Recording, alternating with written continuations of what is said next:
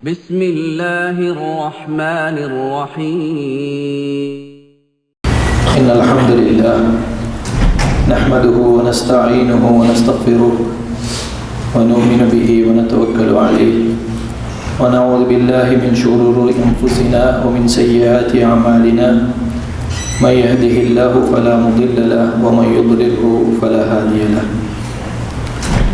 يا أيها الذين آمنوا اتقوا الله حق تقاته ولا تموتن إلا وأنتم مسلمون فإن أصدق الحديث كلام الله وخير الهدي هدي محمد صلى الله عليه وسلم وشر الأمور محدثاتها وكل محدثة بدعة وكل بدعة ضلالة وكل ضلالة في النار بعد எல்லாம் அல்ல ஏக இறைவனுக்கு புகழ் அனைத்தும் அல்ஹம்துலில்லாஹ். எம்பெருமானார் ஸல்லல்லாஹு அலைஹி வஸல்லம் அவர்கள் மீதும் அவர்களை பின்தொடர்ந்த தொடர்கிற அனைவர் மீதும் அல்லாஹுடைய சாந்தியும் சமாதானமும் என்றென்றும் உண்டாகட்டுமாக. வார்த்தையில் உண்மையானது அல்லாஹுடைய வார்த்தை, நடைமுறையில் சிறந்தது நபிகள் நாயகம் ஸல்லல்லாஹு அலைஹி வஸல்லம் அவர்களுடைய நடைமுறை. விடயங்களில் மிக கெட்ட காரியம் மார்க்கத்திலே நுழைவிக்கப்பட்ட புதியவைகள், அவைகள் அனைத்தும் வழிகேடுகள் எல்லாம் நாளை மறுமையில் நரகத்திற்கிட்டு செல்லும் என்ற நபிகளாருடைய கூற்றை நினைவுபடுத்தியவனாக அல்லாஹுவை எல்லா கட்டங்களிலும் அஞ்சி பயந்து நடந்து கொள்ளுமாறு முதலில் எனக்கும் அப்பால் உங்களுக்கும் நல்லுபதேசம் செய்து கொள்கிறேன். கண்ணியத்துக்குரிய சகோதரர்களே, எங்களுடைய ஈமானை பொறுத்தவரையில் அது சில நேரம் அதிகரித்திருக்கக்கூடியதாகவும் சில நேரங்களில் ஈமானில் பலவீனம் ஏற்படக்கூடிய ஒரு நிலையும் காணப்படுகிறது. பொதுவாகவே மனிதனுடைய இயல்பும் அவ்வாறு தான் இருக்கிறது. சில நேரம் அமல்களில் அதிகமான ஆர்வங்களை காட்டக்கூடிய அதே மனிதர்கள் சில காலகட்டங்களில் எந்த வேகத்தில் அவர்கள் கூடுதலாக அமல் செய்தார்களோ அந்த அமல்களில் தோய்வுகள் ஏற்படக்கூடிய ஒரு நிலைமையை நாங்கள் பார்க்கிறோம். சில நேரம் ஈமான் அதிகரித்தும் சில நேரங்களில் ஈமானில் குறைவும் ஏற்படக்கூடிய ஒரு சூழ்நிலையில்தான் மனிதனுடைய இயல்பு இருக்கிறது. ஆனால் எங்களுடைய ஈமானை நாங்கள் பராமரிக்க வேண்டிய மிக முக்கியமான ஒரு கட்டாய தேவை உணரப்படுகிறது. அதனால்தான் அறிஞர்கள் சொன்னார்கள், அல் ஈமானு யஸீது பித்தாஆ, ஈமான் என்பது நிறைய அமல்கள் செய்வதன் மூலம் அது அதிகரித்து கொண்டே இருக்கும். வயன்குஸு பில் மாஸியா, பாவங்கள் செய்கின்ற பொழுதெல்லாம் அந்த ஈமான் குறைய ஆரம்பிக்கும். வயக்வா பில் இல்மி, ஈமான் பற்றிய சரியான புரிதல் இருந்தால், ஈமான் பற்றிய அறிவு எங்களிடத்தில் இருந்தால் ஈமான் பலமானதாக இருக்கும், வீரியமானதாக இருக்கும். அதே போன்று ஈமான் என்பது அதில் ஏற்படக்கூடிய புரிதல் குறைவாக இருக்கும் பொழுது வயதுஃபு பில் ஜஹலி, ஈமான் பற்றிய அறிவு, தேடல், அகீதா சம்பந்தமான அறிவு எங்களிடத்தில் இல்லாமல் போகின்ற பொழுது எங்களுடைய ஈமானில் அறிவீனம் என்கின்ற ஒரு பகுதியும் ஏற்பட்டுவிடும் என்று அறிஞர்கள் சொல்வதை நாங்கள் பார்க்கலாம். எந்த அளவுக்கு நாங்கள் கூடுதலாக அமல் செய்கிறோமோ, அமல் செய்து கொண்டிருக்கின்ற காலமெல்லாம் அந்த ஈமானில் அதிகரிப்பு ஏற்பட்டு கொண்டே இருக்கும். அமல் எப்பொழுதும் பேணப்பட்டு கொண்டிருக்கின்ற சந்தர்ப்பங்களில் தொழுகை விடுபடாமல், சுன்னத்தான நல்லமல்களில் தோய்வு வராமல், திக்ரு போன்ற இபாதத்துகளில் அதிகம் ஈடுபட்டு இருக்கின்ற காலமெல்லாம் ஈமான் ஆங்காங்கே சின்ன சின்ன பலவீனங்களை உணர்ந்தாலும் கூட சகோதரர்களே, அது இல்லாமல் போய்விடாது அல்லது கூடுதல் குறைவு அதில் ஏற்பட்டு விடாது. ஒரு சிறிய பலவீனம் ஏற்பட்டாலும் அமல்களை நாங்கள் தொடர்ச்சியாக பேணி வருகின்ற காரணத்தினால் மீண்டும் அந்த ஈமான் நல்ல நிலைமைக்கு போய்விடும், பழைய நிலைமைக்கு போய்விடும், இயல்புக்கு அது திரும்பிவிடும். ஆனால் அமல்களிலும் குறைவு ஏற்பட்டு பாவங்களையும் நாங்கள் அதிகமாக செய்ய ஆரம்பிப்போமையாக இருந்தால், அதிகமாக பாவங்கள் எங்களுடைய உடல் உறுப்புகளால் செய்யப்படுமையாக இருந்தால், அமல்களிலும் தோய்வு ஏற்பட்டு அது அதிகரித்து கொண்டே போகுமையாக இருந்தால் ஈமானும் குறைந்து கொண்டே போகும். அது எந்த அளவுக்கு குறையும் என்று எங்களுக்கு சொல்ல முடியாது. ஒவ்வொரு மனிதனுடைய பாவ நிலைகளை பொறுத்து, அவன் செய்யக்கூடிய பாவங்களை பொறுத்து அந்த ஈமான் குறைந்து கொண்டே போகும். அதுக்கு எல்லையே இல்லாமல் போய்விடும். அந்த அளவுக்கு அந்த ஈமானில் குறைவு ஏற்படும். எப்பொழுது என்று கேட்டால், பாவங்களும் அதிகரித்து நல்ல அமல்களிலும் குறைவு ஏற்படுகின்ற பொழுது அந்த ஈமானில் பலவீனம் ஏற்பட்டு கொண்டே இருக்கும். அந்த பலவீனம் அதிகரித்து கொண்டே இருக்கும். அதனால தான் கண்ணியத்திற்குரிய சகோதரர்களே, எங்களுடைய ஈமானை பலவீனப்படாமல் இருப்பதற்கு நாங்கள் அடிக்கடி அதை புதுப்பிக்க வேண்டிய தேவையோடு இருக்கிறோம்.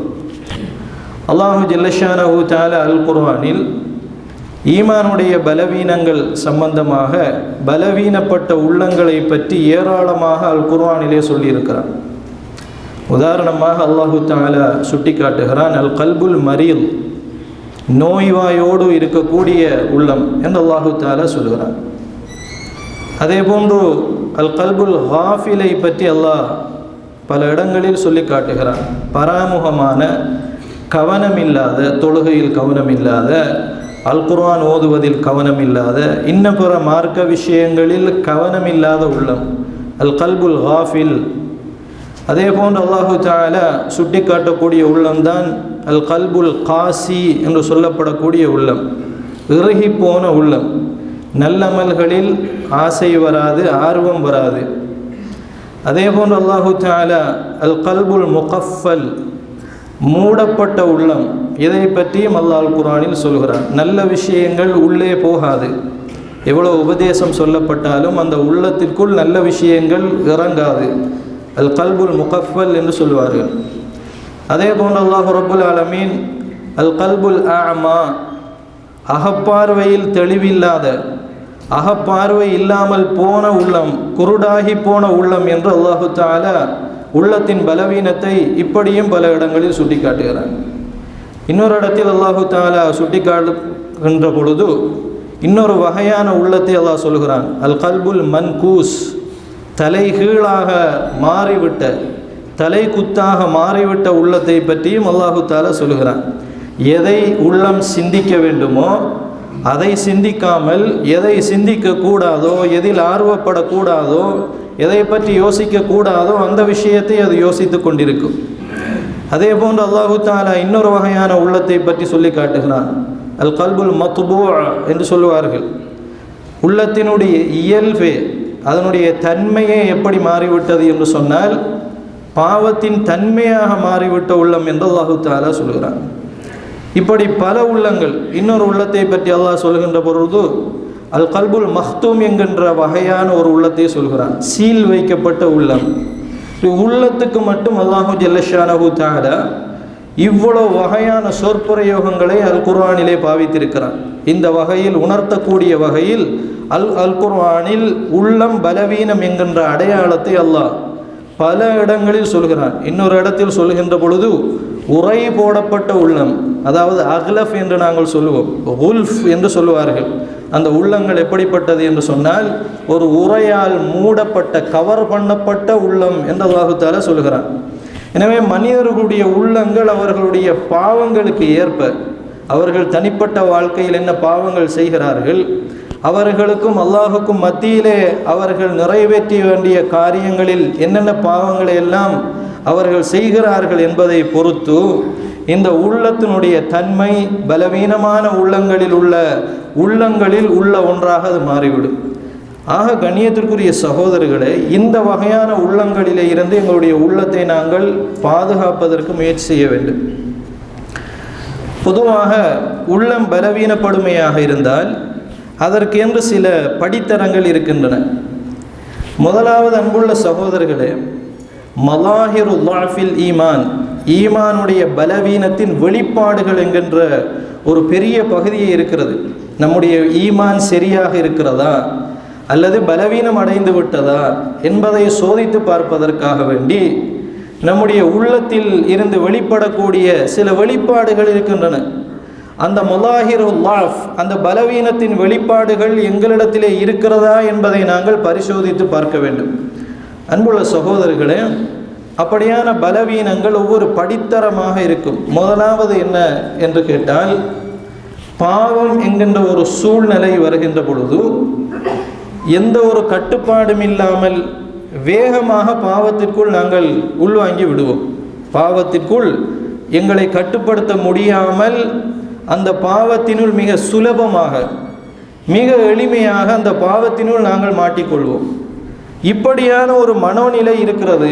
எங்களுடைய உள்ளத்தை கட்டுப்படுத்த எங்களால் முடியவில்லை என்கிற ஒரு நிலைமை இருக்குமையாக இருந்தால், இது உள்ளம் பலவீனப்படுவதற்கான முதலாவது படியாக இருக்கிறது சகோதரர்களே.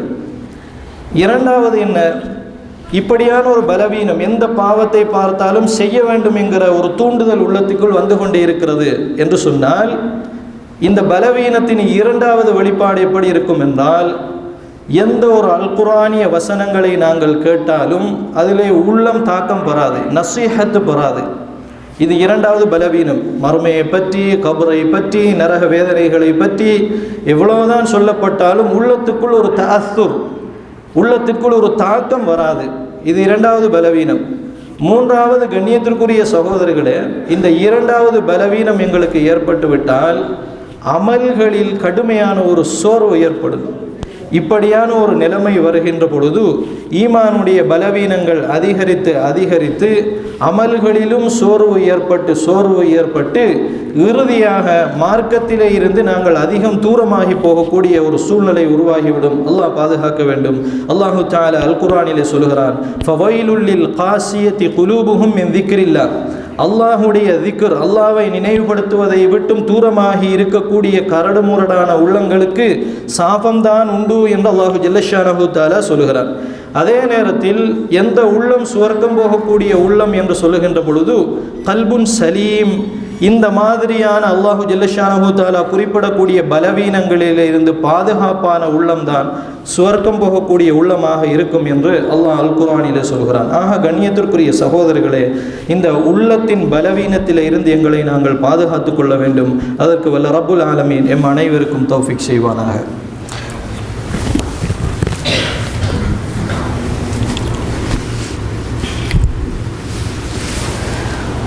அல்ஹம்துலில்லாஹ் வஸ்ஸலாத்து வஸ்ஸலாமு அலா ரசூலில்லாஹ் அம்மா பஅத். முதலாவது ஹுத்பாவிலே மிக சுருக்கமாக ஈமான் கூடி குறைவதும் ஈமான் பலவீனப்படுவதை பற்றி அல்லாஹு ஜல்லஷானஹு தஆலா அல் குர்ஆனிலே சொல்லக்கூடிய வார்த்தை பிரயோகங்களும், அதே போன்று எங்களுடைய ஈமான் பலவீனப்படுகிறதாக இருந்தால் அதனுடைய வெளிப்பாடுகள் எப்படி இருக்கும் என்பதை மிக சுருக்கமாக நாங்கள் பார்த்தோம். அன்புள்ள சகோதரர்களே, ஏன் ஈமான் பலவீனப்படுகிறது என்பதற்கு நாங்கள் மிக முக்கியமான ஒரு சில காரணங்களை மட்டும் இங்கு சொல்லலாம். முதலாவது காரணம் என்னவென்று கேட்டால், அல்லாஹ்வுடைய ஈமானிய பாதையில் இருந்து நீண்ட காலமாக நாங்கள் தொடர்பில்லாமல் இருப்பது. ஃபத்ரத்துன் தவீலா அனில் அஜ்வாஇல் ஈமானிய, ஈமானிய சூழல் இருக்கிறது. ஈமான் பேசப்படுகின்ற இடங்கள், மார்க்கம் பேசப்படுகின்ற இடங்கள், இந்த மார்க்கம் பேசப்படுகின்ற இடங்களை விட்டும் மார்க்க சூழலை விட்டும் நீண்ட காலத்திற்கு தொடர்பில்லாமல் இருப்பது ஈமானில் கடுமையான ஒரு பாதிப்பை ஏற்படுத்தும். நம்மை அறியாமலேயே மார்க்கத்தை விட்டு தூரமாக கூடிய ஒரு விளைவை அது உண்டாக்கும். இது முதலாவது காரணம். இரண்டாவது காரணம், அன்புள்ள சகோதரர்களே, மார்க்க கல்வியை தேடுவதை விட்டும் தூரமாகிக் கொண்டே இருப்பது. மார்க்க கல்வியை அடிக்கடி தேட ஆரம்பிக்கும் பொழுதுதான் ஈமானை பற்றிய சிந்தனை திரும்ப திரும்ப எங்களுடைய உள்ளத்துக்குள் வந்து கொண்டிருக்கும். மார்க்க கல்வியை மட்டும் நாம் கவனிப்பதில்லை, ஆனால் எல்லா விஷயங்களையும் நாங்கள் ஆய்வு செய்கிறோம், எல்லா விஷயங்களையும் தேடுகிறோம், மீடியாக்களில் வரக்கூடிய எல்லா விஷயங்களையும் பார்க்கிறோம், பேசுகிறோம், பரிமாறிக்கொள்கிறோம். அதில் 24 மணித்தியாலம் என்று சொல்லக்கூடிய அளவுக்கு முழு நேரமும் இந்த உலக விவகாரங்கள், உலக கல்வி, உலக சம்பந்தமான விஷயங்கள், உலக தொழில்கள், இது எல்லாவற்றிலுமே நாங்கள் ஈடுபட்டு கொண்டிருக்கிறோம். ஆனால் மார்க்க கல்வியில் மட்டும் நாங்கள் தொடர்பில்லாமல் இருப்போமையாக இருந்தால் நாங்கள் ஹதீதை வாசித்து பல வருடங்களாகிவிட்டது. சஹீஹுல் புகாரியை பிரட்டி பல நாட்களாகிவிட்டது. சஹீஹ் முஸ்லிமை பிரட்டி எங்களுக்கு பல நாட்களாகிவிட்டது. அல் குர்ஆனுடைய ஒரு வசனத்தின் தஃப்சீரை பார்த்து பல காலங்கள் ஆகிவிட்டது. இப்படி காலங்கள் நீண்டு கொண்டே போகிறது. மார்க்க கல்வியை விட்டும் தொடர்பில்லாமல் உலகத்திலே உள்ள எல்லா வகையான சடரீதியான விஷயங்களையும் நாங்கள் உள்வாங்கிக் கொள்கிறோம் என்று சொன்னால் இது மிக மிக முக்கியமான இரண்டாவது காரணம், எங்களுடைய ஈமான் பலவீனப்படுவதற்கான இரண்டாவது முக்கியமான காரணம்.